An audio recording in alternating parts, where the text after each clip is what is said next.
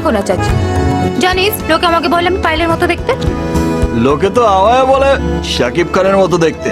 সাকিব খান তোকে আমজাদ খানের মতো দেখতে। তোকে তো পেত্তির মতো দেখতে। দেখিস না কেউ তোকে পাত্তা দেয় না।